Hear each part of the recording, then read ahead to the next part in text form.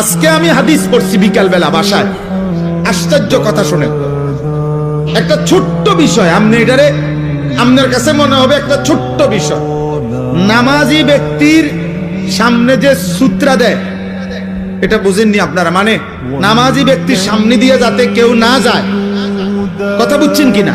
এই সামনে একটা ছোট কাঠি কিছু একটা দেয় না মানুষ, সূত্রা, এই যে সূত্রা কয় আরবিতে। মানে নামাজি ব্যক্তির সামনে কমপক্ষে সেজদার জায়গাটুকু পার করে একটা কিছু থাকা, যাতে করে এই নামাজির এই সামনে কোন মুসলমান যাতে কি না যায়।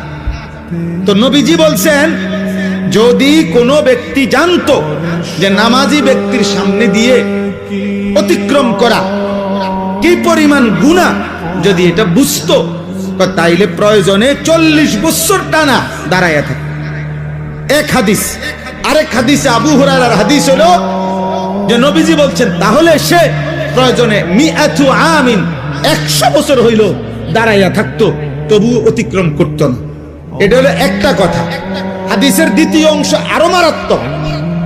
এই সামান্য এই বিষয়টা যে নামাজি ব্যক্তির সামনে দিয়ে যেন অতিক্রম না করে, নবীজি বলেন, তোমাদের নামাজের সামনে যদি কেউ অতিক্রম করতে চায়, তোমরা তাকে হাত দিয়ে প্রয়োজনে বাধা দাও।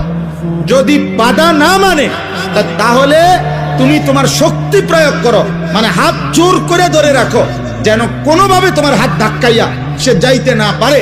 নবীজি বলেন এরপরে শব্দ, ফাইন্নামা হুয়া শাইতানুন শাইতানুন। খোদার কসম, নবী বলে, এই সামনে দিয়ে যে লোকটা চলে যাইতেছে, নিশ্চয়ই সে শয়তান। কারে বলছে? এ মানুষ এটারে বলছে, এটা শয়তান।